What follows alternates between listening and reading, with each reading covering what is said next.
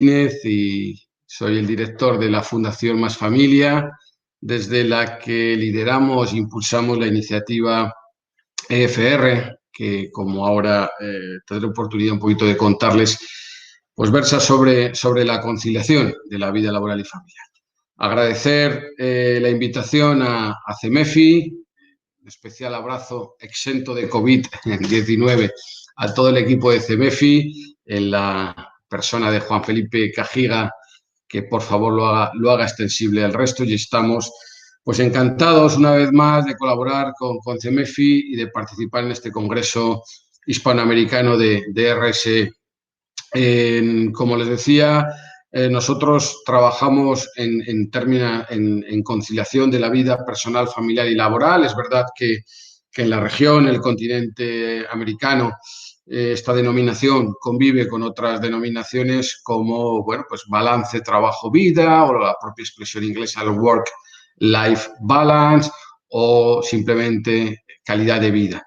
Lo que pretendemos desde esta fundación, desde esta organización, es impulsar un proceso de transformación cultural en el cual una de las dimensiones es el trabajo flexible, que es a la que hoy me dirigiré. En definitiva, bueno, pues pasar de un entorno postindustrial en el que, bueno, lo que predominaban pues son dark worker, trabajadores oscuros, y jefes dark worker que opinan que solo sirve la jerarquía, la presión, que todo el mundo debe hacerlo igual, que la letra con sangre entra. Dejar atrás este pasado y, bueno, pues empezar a contar con jefes, como es el caso aquí de mi amigo Luke Skywalker. Me lo he cogido en una edad adulta para que hagamos un poquito más de juego. Y bueno, pues así nos consideramos un poco, ¿no? Somos guerreros Jedi, ¿no? Para atraer a las organizaciones de ese lado oscuro, de ese reverso tenebroso hacia la luz, que creemos que no solo es posible, sino que las organizaciones que ya lo han hecho, pues están consiguiendo mejores resultados. Voy a utilizar un PowerPoint para tener un hilo argumental de lo que quiero contarles por espacio de 40 minutos, 45 minutos, que son las reglas del Congreso. Y bueno, pues espero que les sea grato y, por supuesto, quedar desde el inicio a su disposición para ampliar esta información o cualquiera otra que esté a su disposición. Les decía al inicio, somos una organización non-profit, somos una fundación, somos una organización pequeña, somos tan solo 12 colaboradores, pero que pretende desde España y con un concepto de la responsabilidad social impulsar una transformación en el mundo, o por lo menos en el continente americano, donde ya tenemos una importante presencia y donde creemos que se dan unas condiciones culturales similares a las que se pueden dar en España. Certificamos compañías, por lo tanto, esta es nuestra palanca, este es el elemento que sirve para que las organizaciones puedan mejorar su gestión de la conciliación y, bueno, pues poquito a poco vayamos entre todos generando ese proceso de transformación. En nuestro país tenemos certificadas a grandes entidades que son sin duda conocidas también en otros países de los que nos están siguiendo, pues porque tienen presencia allí, como es el grupo Mapfre o Grupo Santander o BBVA, o empresas multinacionales, ¿no? Como puede ser Philips, Accenture o Energy, o bueno, pues cualquiera de las que pueden ustedes ver ahí. En Colombia es el país latinoamericano donde tenemos un mayor número de certificaciones, aproximadamente en el entorno de 70, y desde Colombia pues estamos un poco utilizándolo como un hub para la región para impulsar este proceso de transformación al que antes aludíamos. Y es obvio que estamos en un proceso de transformación, estamos más en un cambio de época que en una época de cambios. Estamos dejando atrás este pasado postindustrial, que no es una crítica, nos ha generado muchísimos años, siglos de progreso. La primera revolución industrial se sitúa allí por el 1760-1780 y supuso una de las grandes transformaciones de la humanidad. Quizá desde el sedentarismo, desde el neolítico en el que el Homo sapiens se hace sedentario y empieza a generar una explotación en su entorno, no ha habido otro proceso de transformación social como la revolución industrial, la fabricación en masas, en el cual pues empezó a la oferta, empezó a generar una demanda, ¿no? Empezó a proveernos de bienes y servicios y de una manera, a una escala hasta entonces desconocida, porque hasta ese momento el patrón que servía era la fuerza muscular del hombre, tantos hombres, tanta capacidad tenías de producir, fundamentalmente alimentos o pequeños bienes y útiles, pero la revolución industrial trastoca todo esto. Pero bien es cierto que ese pasado postindustrial lo estamos dejando atrás. En algunos continentes, en algunos países más deprisa que otros, pero vamos de lleno a eso que llamamos la sociedad del conocimiento y la información, en el que los paradigmas son distintos. Seguimos utilizando el derecho laboral, seguimos utilizando muchas de las herramientas que son de origen postindustrial, como el control de la presencia, los tornos de entrada y salida, y quizás no nos hemos dado cuenta que estamos en un paradigma absolutamente distinto, ¿no? Sin necesidad de remontarnos al siglo XVIII, simplemente hablando de un, digamos, un entorno más cercano a nosotros, al que puede ser el mío, si les puede servir de ejemplo, pues yo ya puedo recordar cómo mi abuelo trabajaba en el campo, concretamente, pues en mi caso, en la zona de la Rioja, produciendo vino y otro tipo de alimentos. Pero esa no fue la profesión de mi padre. Mi padre emigró a una ciudad y ya trabajó en una fábrica, en un entorno fabril. Yo siempre he trabajado en oficinas y la pregunta es dónde trabajarán nuestros hijos. Y yo creo que nuestros hijos trabajarán de manera deslocalizada, anytime, anywhere, que es el objeto de lo que vengo hoy a transmitirles. Somos una generación de cambio, quizá los que somos un poquito más mayores, baby boomers, podemos recordar perfectamente el trabajo de nuestros padres y todavía no hemos llegado a entender el de nuestros hijos, porque somos esa generación de tránsito, pero sin duda que vamos en esa misma dirección. Nosotros no hemos generado grandes cambios, lo más que se nos ha ocurrido son decorar las oficinas de colores muy bonitos, hemos puesto un futbolín a la entrada para jugar, hemos puesto sillones de colores y, bueno, hemos eliminado los despachos o los cubículos. No es una gran transformación, permítanme que les diga, bueno, pues son pequeños cambios que deberíamos seguir profundizando para llegar a lo que a mi entender es la verdadera transformación. Y no deberíamos tener miedo por el hecho de que esta transformación sea desconocida y nos genere pues, jornadas laborales distintas. Fíjense en esos datos de UK, cómo desde la revolución industrial hasta ahora hemos multiplicado por 25 la productividad horaria. Pero además hemos reducido la jornada a la mitad. Ahí habla de 11 horas día, pero realmente en el entorno de la revolución industrial las horas en las fábricas, los turnos eran de 12 horas, ¿no? Que esa era la gran realidad, 6 días por semana, la gran realidad de ese momento. Hemos multiplicado el PIB mundial por 200 gracias a la tecnología y gracias a una serie de elementos que se van incorporando. Si hablamos de datos mundiales, estaríamos hablando de lo mismo. Hemos reducido a la mitad el número de horas dedicadas al trabajo. Y con todo ello, no solo no ha habido merma de la productividad, sino que hemos conseguido mejorar, como decíamos, el PIB mundial.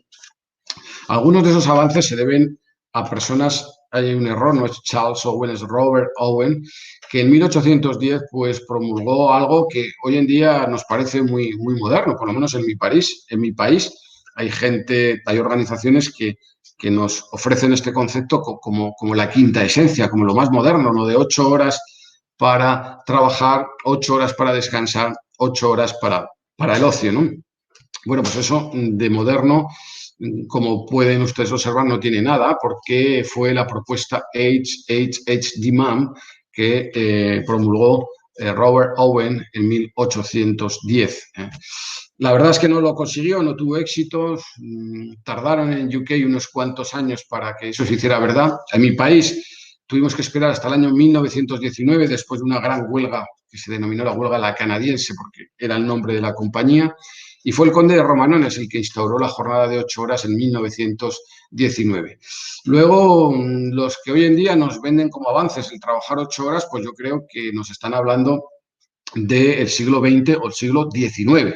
Por lo tanto, yo creo que nos aguardan grandes desafíos y nuestra mirada tiene que estar mucho más allá. ¿Y dónde debería estar nuestra mirada? Bueno, pues en acercarnos a eso que llamamos sociedad del conocimiento, dejar atrás esa etapa postindustrial e ir incorporando en este viaje que debemos realizar una serie de elementos. Las empresas que están aquí y que son empresas de éxito, podemos hablar del famoso acrónimo GAFAM, ¿no? Por las siglas del Google, Apple, Facebook, Amazon y Microsoft, que es un club de $1 billón de capitalización bursátil, pues han hecho muchas cosas bien, ¿no? Y no les ha tocado la boleta. Realmente empezaron siendo microorganizaciones.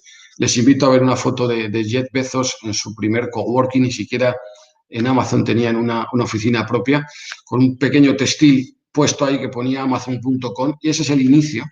Estas compañías han hecho muchas cosas bien. Por supuesto, son del sector tecnológico, eso nos da grandes pistas, pero en lo que refiere al talento, han tomado una serie de decisiones que les ha ayudado. Es verdad que están en un contexto norteamericano y ese contexto ayuda frente al contexto europeo, que es mucho más proteccionista, pero tenemos que pensar que muchas de las herramientas que tenemos en recursos humanos son herramientas postindustriales, un convenio colectivo, el control de la presencia, el medir el absentismo, el salario frente a la compensación total.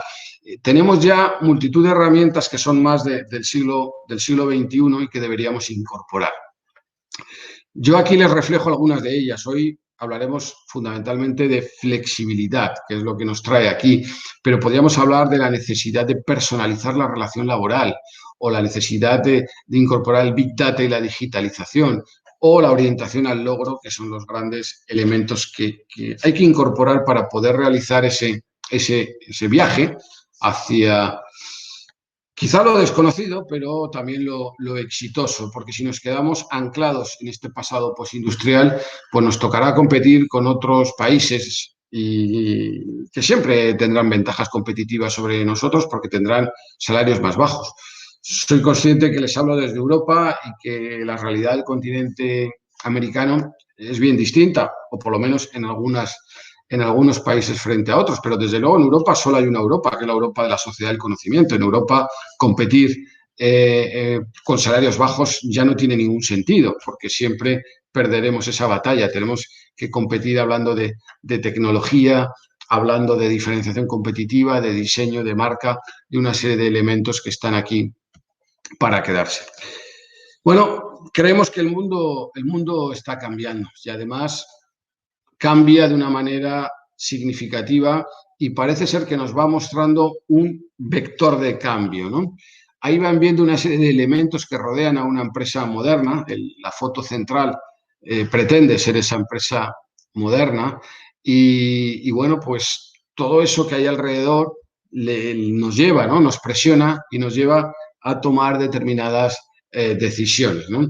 Por ejemplo, la concentración en grandes urbes, aunque parezca que hay urbes que han superado sus niveles de sostenibilidad, como puede ser el México DF, el Gran Bogotá, que yo lo conozco también muy bien, Santiago, Lima, o las grandes ciudades asiáticas como Beijing, Shanghai o las ciudades indias, para nada. Todas las previsiones de demografía, concretamente leí hace poquito el caso de Bogotá. Bogotá es difícil estimar su población, pero el Gran Bogotá estará en torno de los 10 millones y leía que dentro de su Agenda 2030 proyectaban construir 800.000 viviendas, es decir, que estaremos hablando de unos 2 millones más de colombianos que se desplazarán de las zonas rurales a Bogotá. La concentración urbana de China ha sido verdaderamente espectacular y todavía quedan, se estiman que habrá unos 200 millones de chinos que se seguirán desplazando de las zonas rurales a las grandes urbes.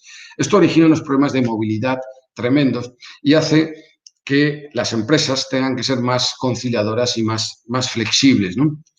O el fenómeno de la terciarización, cada vez más nos dedicamos al sector terciario, por lo tanto tratamos con clientes consumidores finales o clientes que les gusta consumir en cualquier momento y en cualquier lugar, son impacientes y eso nos presiona también en una determinada dirección.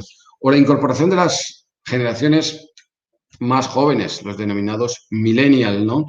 Que perciben el trabajo de una manera absolutamente distinta y desde luego para ellos la flexibilidad es algo absolutamente necesario. Los fenómenos de envejecimiento que en Europa de alguna manera son ya uno de los primeros factores de preocupación. Y asociado a él la soledad, ¿no? Ya varios países, UK y Francia, tienen ministerios de loneliness porque las personas envejecen y además envejecen en hogares unipersonales, lo que está generando un problema importante, ¿no?, en todos estos países. Podríamos seguir redondeando esta foto, pero quisiera concluir diciendo que todos estos factores presionan sobre una organización moderna, le transmiten una presión y le hacen tomar determinadas decisiones en una dirección. Para nosotros esa dirección es la dirección de flexibilizar el mundo laboral. No hay otra. Aquellas empresas que lo flexibilicen tendrán una ventaja competitiva frente a aquellas empresas que practiquen entornos laborales rígidos. En definitiva, y por ir acabando esta primera parte, nos enfrentamos a una realidad líquida, una realidad que por un lado nos desborda, por ahí el concepto líquido, y por otro lado, pues nos es difícil recoger, nos es difícil concretar, nos es difícil, digamos, aislar en determinados espacios, sino que está en un constante movimiento y tendremos que acostumbrarnos a dar respuestas a esta realidad líquida. Y tendremos que ir a un nuevo paradigma, que yo sé que es incierto, y me consta. Por eso traemos esta foto de una carretera con curvas que no se ve el final. Yo sé que es incierto y que no hay muchas organizaciones que hayan llegado al final y que nos cuenten cómo es el camino, y además nos la van cambiando cada día. Yo sé que es difícil este camino, pero el otro es el del abismo. El otro es ir todo el mundo al abismo y estrellarse.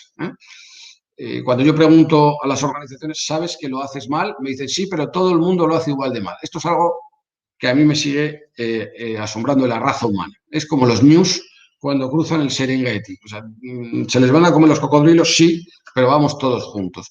Pues a veces la raza humana se comporta de esta manera, para mí difícilmente explicable. Sabemos, casi todo lo que yo suelo contar en mis charlas es conocido, pero seguimos actuando de una manera, si no contraria, distinta. Necesitamos cambiar, necesitamos incorporar nuevos paradigmas al mundo de los recursos humanos y déjenme que les hable un poquito más del que he venido yo a traer hoy aquí, en este congreso hispanoamericano de RSE, que es la flexibilidad. ¿Por qué necesitamos flexibilidad? Pues porque el entorno ha cambiado. Sabíamos definir bien el trabajo en el siglo XX, por supuesto en el XIX, por supuesto en el siglo XIX. El trabajo es lo que se realizaba en una ventana de tiempo y de espacio. Y así vienen nuestros contratos que seguimos firmando hoy en día en el 2020. El trabajo se realizará en la sede de entre las 8:30 con una parada para el almuerzo, a la 1 retornará a las 3. Hoy en día, para muchas organizaciones y muchos sectores, hemos deslocalizado el trabajo. Trabajamos con distintos usos horarios, reportamos a distintos países. Nos apetece ir al gimnasio y luego continuar un poquito más tarde. Hay quien prefiere madrugar, hay quien prefiere trasnochar. Lo importante es que consigamos sacar el trabajo. Si un sábado por la noche yo hablo a algún amigo mientras cenamos de mi empresa y consigo que compre un servicio de mi empresa, ¿estoy trabajando o no estoy trabajando? Es sábado por la noche, es mi tiempo de ocio. Estoy convencido que si el CEO de mi organización me escuchara, me felicitaría. Me diría, oye, eso es compromiso, orgullo de pertenencia, Por lo tanto, estamos desdibujando las barreras del espacio-tiempo y eso tenemos que responder con flexibilidad. Seguramente a ustedes como a mí les dirán claro, que este discurso está muy bien, pero que es un discurso para un Google o para Netflix y que hay profesiones en las que no se puede teletrabajar. Y una de ellas es la medicina. Es la medicina. Esa es la medicina tradicional. Pueden observar ahí una intervención quirúrgica, eso es Boston, 1850. Apréciese este señor que estoy aquí señalando, sería el anestesista, le está aplicando éter con una esponja sin ningún tipo de asepsia. La verdad que el cuadro médico es un cuadro humano, en el sentido de que le han dejado al cliente los calcetines, entendiendo que hace frío en ese espacio. Se fije que van todos muy abrigados, menos el pobre paciente. Bueno, pues hasta hace unos días esto era la sanidad, esto era la medicina y no había forma humana de cambiar este entorno. Pues déjenme que les cuente que eso está cambiando y déjenme que les presente al robot Da Vinci, del cual tenemos ya 102 unidades en España. Creo que en sus países estará llegando esta tecnología. Como ustedes pueden ir viendo en la foto, está operando, lo hay con 5 o 7 brazos articulados. Consigue hacer cirugías en un tiempo récord, consigue intervenciones, ángulos distintos que lo que pueden conseguir un conjunto de varios cirujanos. Pero lo más importante de lo que me quiero referir es que este señor que tienen aquí, que es el cirujano que está dirigiendo la operación, podría estar perfectamente a distancia. Desde la llegada del 5G, esa persona podría estar a kilómetros, podría estar haciendo esa intervención en Madrid y el cirujano podría estar en Houston, en México, DF, allí donde estuviera el especialista en esa cirugía ortopédica, por poner un ejemplo. Podría estar dirigiéndolo, podría estar pidiendo pruebas en tiempo real, pero lo que más importante, podría compartir esas pruebas en tiempo real, podría compartirlas, podría pedir consejo. Hay una base de datos que se denomina iChannel, en el cual hay 7.000 cirujanos conectados para poder aportar. Y este es el futuro al que vamos de manera, yo diría, pues irremediablemente, ¿no? Y en todas las profesiones, déjenme que les cuente una anécdota. En mi grupo de amigos hay una amiga, María José, que es profesora de secundaria, por lo tanto ya da clases a los chavales entre los 14 y los 18 años y da clase de matemáticas, con lo cual ustedes ya pueden imaginarse su grado, su desafío, ¿no? Y el otro día comentaba muy molesta que, bueno, le es muy difícil mantener la atención en clase, que, bueno, pues es complejo el mantener los chavales que no le hacen caso y que cuando a uno de ellos le había inquirido que por qué no la escuchaba, por qué, decía, no, profe, es que aquí pues estamos a otra con los móviles, con los celulares, pero por la tarde yo veo las clases. Pero ¿dónde ve usted las clases? Y bueno, yo me limité a hacer lo que hacemos los investigadores de andar por casa, que es cuando llegué a mi casa, preguntar a mis hijas adolescentes si eso era así, y me dijeron, claro, papá, es que tú no has oído hablar de únicos.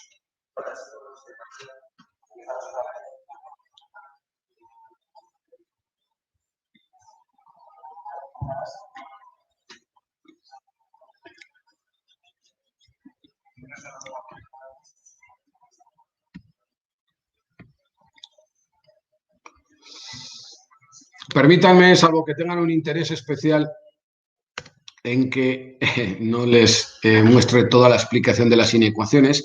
Esta compañía se llama Únicos y este caballero que han visto ahí, según mis hijas, muy atractivo, lo cual hay que tenerlo en cuenta, pues influye porque utiliza un lenguaje mucho más directo y sobre todo porque utiliza unas nuevas tecnologías. Debo decirles que a través de la crisis del coronavirus, mi amiga María José, que tenía una relación distante con la tecnología, se ha convertido en una youtuber, tiene un estudio de grabación en su casa y me dijo el otro día que jamás había interactuado tanto. Me mostraba la pantalla de todos sus alumnos conectados, interaccionando, cosa que no conseguía en el espacio físico de su clase. Por tanto, cuando escuchen esto es para Google, esto es para Netflix, esto lo hará Amazon, pero en mi caso no se puede, cuestionenlo porque la tecnología va a una velocidad de vértigo y lo que antes no se podía, ahora lo conseguimos en un tiempo récord. Por tanto, trabajo flexible. En cualquiera de sus denominaciones, no nos perdamos. Si quieren llamarle por algún término en inglés, flexible working, easy working, smart working, telecommuting, me da igual, cualquier denominación, pero piensen que implantar un trabajo flexible no es algo que se hace de la noche a la mañana, es algo que hay que trabajar, planificar y gestionar. Nosotros, a través de esta pequeña infografía, les queremos demostrar que hay más de 1000 formas distintas de practicar trabajo a distancia o trabajo flexible, en función de aspectos legales, si es mayoritario o minoritario, en función si puedo elegir, si me asignan un día a la semana, si puedo elegir yo el día, si tengo incluso posibilidad de elegir hasta por horas, en función de si requiero autorizaciones, si es online, offline, en función de si el acceso que tengo a la información. Esto es más potente que lo que aparenta y, por lo tanto, el abordar el trabajo flexible no es flor de un día. Tiene que ser un proceso que nos lleve a una transformación cultural. Y efectivamente, esta es la clave del trabajo flexible. Esta es la clave y no hay otra, la cultura. Alguien pensará que las leyes no ayudan y es verdad. Alguien pensará que la tecnología no ayuda o que deberíamos invertir en tecnología, que el problema es de la evaluación de la prevención de riesgos. No lo crean. El auténtico y único problema en estos momentos tiene que ver con la cultura. Y déjenme que les hable de que hay dos tipos de cultura. La cultura oficial, la que ustedes documentan en preciosos documentos que vienen a llamar valores, misión, visión, códigos de conducta, como quieran. Y la culturilla, que es la que se practica en la pequeña máquina de café que tienen ustedes en las organizaciones y la que, según todos los expertos, se transmite el 90% de la información corporativa. Por tanto, olvídense de la cultura. Ya sé que hemos cogido los valores de la NASA, no nos hemos quedado cortos y los hemos puesto en nuestra organización, pero ahora lo que toca es ver si nuestros comportamientos están alineados con eso que llamamos cultura. Si la culturilla en el fondo está alineada con la cultura. La culturilla es lo real, son los comportamientos, es como la gente debe vestir. La culturilla es, por ejemplo, si se sabe que no puedes abandonar la empresa antes de una hora porque entonces eres penalizado. Eso es culturilla. No estará escrito en ningún lado, pero la gente lo conoce. Y además lo conoce en una semana de tiempo. Eso es lo importante. Y hay metodologías. Por cierto, no tienen por qué ser complicadas. Por hacer una encuesta, un focus group, para conocer. Nosotros, en nuestro caso, hemos utilizado metodologías que denominamos CTT, de Richard Barrett, para ver si nuestros comportamientos estaban alineados con lo que teníamos definido y nos hemos llevado sorpresas, obviamente.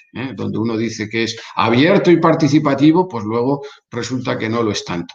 Y donde uno dice que es flexible, pues luego resulta que es el más rígido del mundo. Primer paso y muy importante, evalúen su cultura, pero la cultura de verdad, esa que yo estoy llamando culturilla, porque todos los datos van en la misma dirección. Estos son datos sacados de nuestro estudio Libro Blanco del Teletrabajo en su edición 2018, que por cierto está a su entera disposición. Luego finalmente les dejaré el correo electrónico y si no pueden solicitarlo a través de nuestra página web, la www.masfamilia.org y pedirnos este estudio. Y como comprobarán, siempre los problemas para implantar la flexibilidad tiene que ver con asuntos de cultura. Este 59% corresponde al liderazgo, esta franja de aquí corresponde a cultura. Es decir, los principales problemas, barreras, son de ámbito cultural en las organizaciones, como no puede ser de otra manera. Y junto con la cultura, la confianza. De hecho, hay organizaciones en las que las relaciones que preponderan son de desconfianza. Desgraciadamente, en ocasiones esa desconfianza ha arraigado tanto que no hay nada que hacer. Permítanme el símil, por cruel que pueda parecer, pero esto es como una metástasis, en el cual cuando llega el oncólogo, pues solo puede recetar cuidados paliativos. Y yo con mi etapa de consultor me he encontrado muchas de esas organizaciones, que la gente habla bajo, y que la gente desconfía de al lado, y que la gente invierte el tiempo en pelear con sus compañeros y no con la competencia que hay fuera, en el que la gente atesora la información y no la comparte. Ahí es muy difícil. Casi cualquier cosa, pero desde luego el trabajo flexible. Ahí es muy difícil.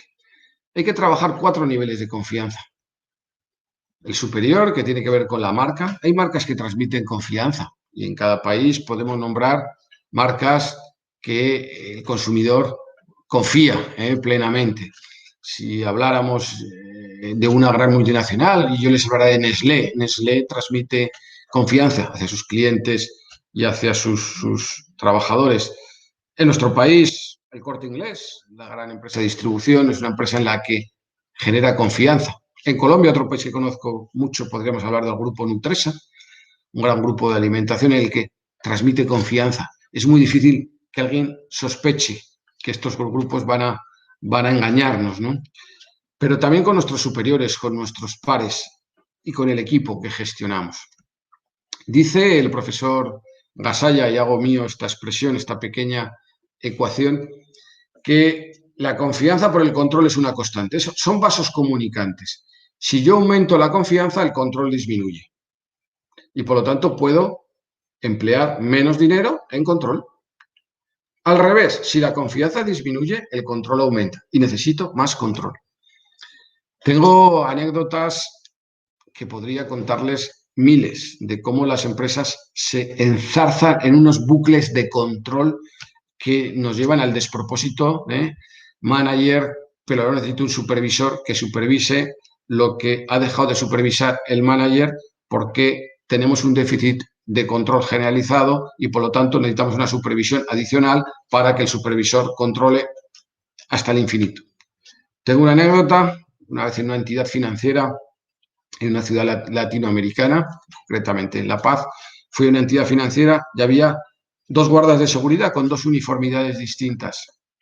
Y pregunté a la persona que me acompañaba, ¿por qué? Soy una persona curiosa. Y me dijeron, no, los que tienen la uniformidad, digamos, militarizada, de color militar, nos los impone el gobierno. Los otros los controlamos nosotros, los contratamos nosotros porque no nos fiamos de los que nos impone el gobierno. Pero es que luego el gobierno, como no se fía de los que nos ponen, entonces los bucles de control nos llevan hasta la extenuación. Confianza. ¿Y cómo se trabaja la confianza? Porque siento decirles que no existe una píldora que ustedes puedan comprar, un paracetamol cada 8 horas, pues igual, la píldora de la confianza. No es posible.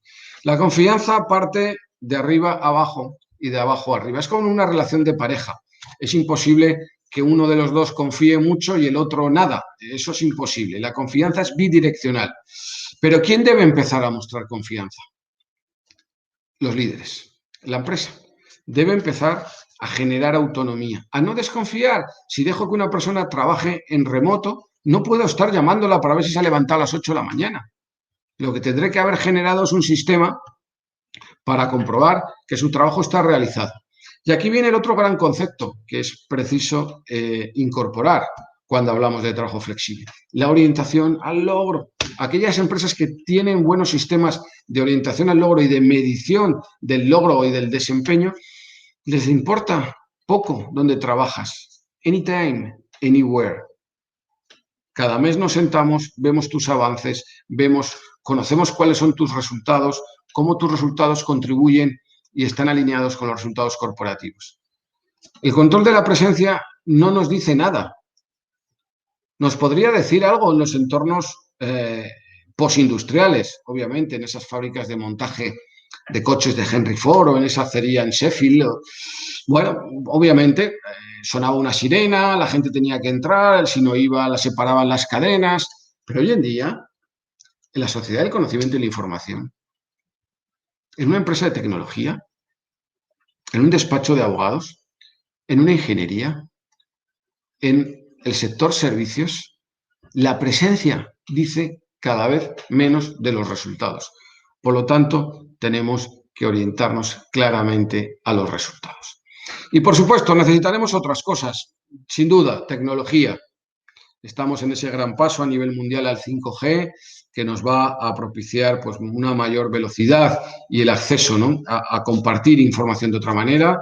Trabajamos en la nube, herramientas colaborativas, muchas de ellas gratuitas o al acceso de organizaciones muy pequeñitas.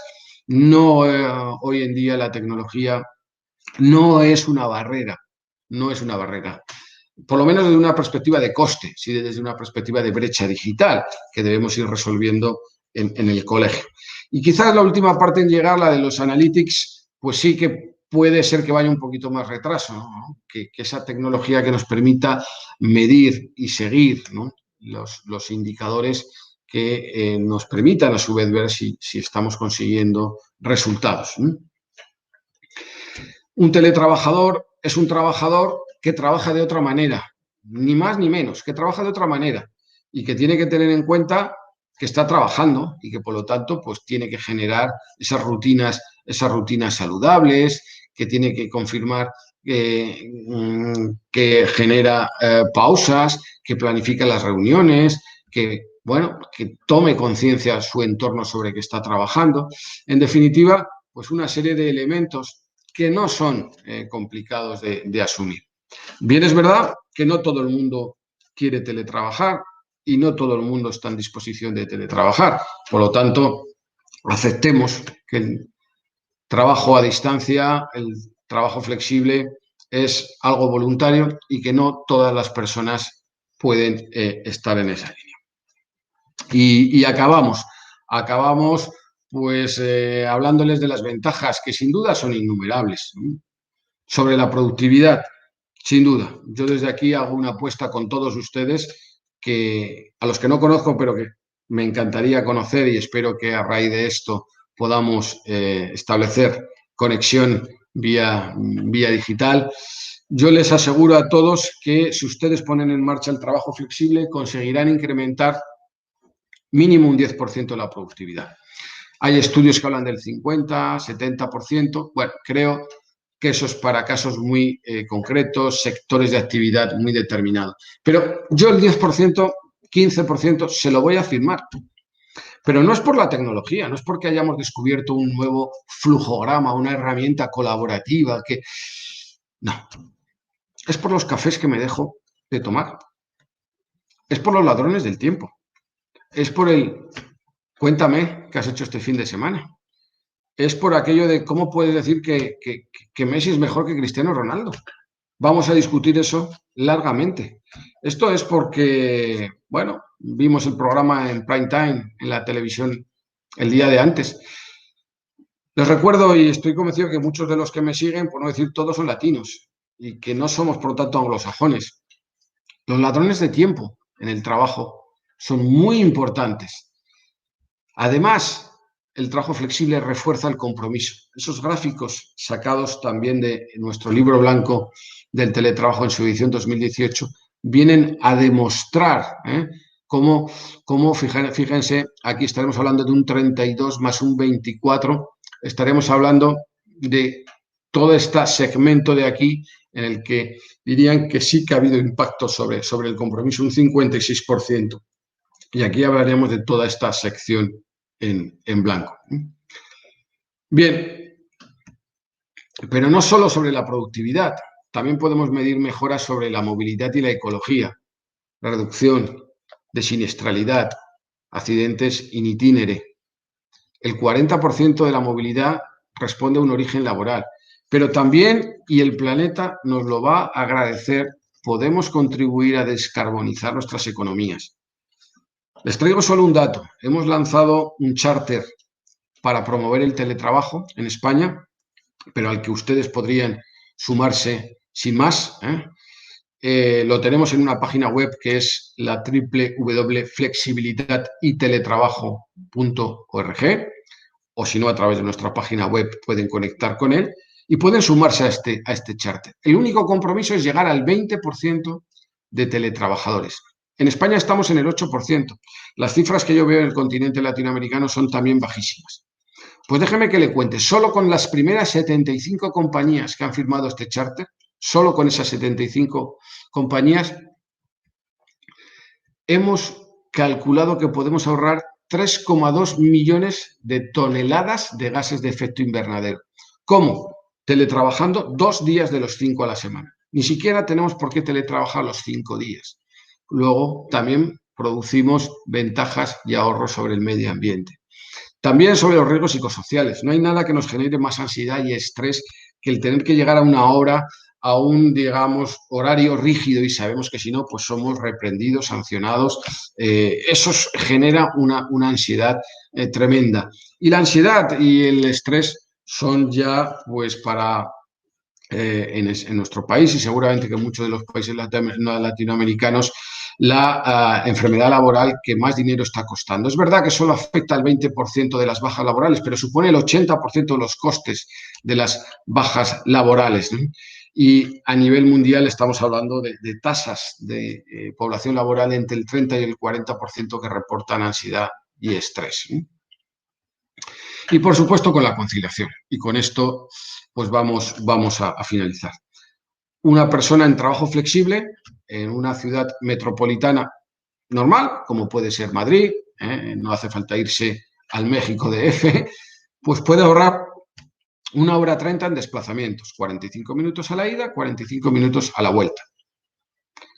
En algunos casos más. Pero es que además puedo ahorrar tiempo, porque las reuniones las acorto, porque evito a esos ladrones del tiempo a los que hemos hecho referencia. Por lo tanto, un trabajador flexible en su domicilio o donde quiera, puede estar ganando entre 2 horas y 2 horas 30 diarias. 2 horas para sí. No tiene por qué entregarlas a su organización, porque va a proporcionar la misma productividad. Por lo tanto, son 2 horas 30 que gana para sí. O para los suyos, para cuidar a sus bebés, para cuidar a sus mayores, para ir al gimnasio, para formarse, para aprender a tocar la guitarra, a bailar lo que ustedes quieran. El teletrabajo está íntimamente ligado con una mejora de las condiciones de vida. Y por supuesto habrán oído hablar de algunas desventajas, el aislamiento, el tecnoestrés. Bueno, yo creo que muchas de ellas son perfectamente defendibles si vamos a fórmulas de trabajo flexible intermedias. Estoy hablando de 2 días por semana, un día y una tarde, un día y 2 tardes. Eso también ayuda, ¿no? El desplazamiento es largo, pues esto ya está la hora del almuerzo, voy a almorzar a casa, hago vida de familia y luego continúo por la tarde, ¿no? Hay muchas fórmulas de poder tener. Una semana al mes, hay gente incluso que teletrabaja a las primeras horas de la mañana y luego no le importa ir, evitando los flujos de tráfico mayores que se producen a primera hora. En definitiva, y con esto acabo intervención, la ola está aquí, entendiendo la ola como el conjunto de cambios a escala planetaria, porque les recuerdo que estamos globalizados, y si no, fíjese en el COVID-19, cómo ha empezado en una esquina del mundo, en la ciudad china de Wuhan, cómo ha ido desplazándose hacia el oeste, llegando al continente europeo, ha cruzado el Atlántico, ha cruzado el continente americano y ha regresado otra vez al continente asiático. Estamos absolutamente globalizados. No debemos tomar decisiones aisladas. La ola va a llegar, les va a llegar. En unos países llega antes, quizá en el continente europeo tenemos que ponernos antes a trabajar, pero seguramente a ustedes esta ola les va a llegar. Y hay 2 actitudes frente a la ola. Una es la de dejar que te pase por encima y luego tratar de evaluar los daños, y la otra es surfear en la ola. Es decir, si van a llegar los cambios, si las mujeres van a seguir afortunadamente incorporándose al mercado de trabajo hasta llegar a la igualdad, si los millennials van a ser la generación, la cohorte generacional que va a dominar nuestras empresas, si las ciudades van a seguir creciendo, si las familias van a seguir reduciendo en su número, si vamos a ser una población cada vez más envejecida, si las cuotas de ansiedad y estrés van a aumentar por el exceso de competitividad. Si todo eso sabemos que están ahí, ¿por qué no empezar ya a surfear en la ola antes de poder llegar al final? Espero que esta conferencia les haya resultado útil Yo agradecer de nuevo a CEMEFI la invitación a este Congreso Hispanoamericano de RSE y, bueno, acabar diciéndoles que esto, que hoy no me he puesto para hablar con ustedes por razones obvias, es muy importante y durante muchas semanas, incluso meses, en nuestro país se nos ocultó. En estos momentos hemos superado la cifra de los 10.000 fallecidos por el COVID-19. Se habla de que puede haber una infección en nuestro país, España, que depende de los autores porque no hay cifras buenas, pero que pueden llegar entre 4 y 6 millones de la población. Por lo tanto, van a seguir yendo fallecimientos. Y si hubiéramos tomado medidas de confinamiento y sobre todo medidas de protección, como son mascarillas y guantes, con antelación, no viviríamos esta situación tan desagradable. Les dejo con mi correo electrónico, también podrán localizarme en el LinkedIn, Roberto Martínez Fernández, Twitter, @Roberto Concilia, con K, y espero que haya podido serles útil y haber hecho amigos a través de la distancia. Querido Juan Felipe y el resto de miembros de CEMEFI, es todo un placer y podéis contar con nosotros cuando queráis. Muchísimas gracias.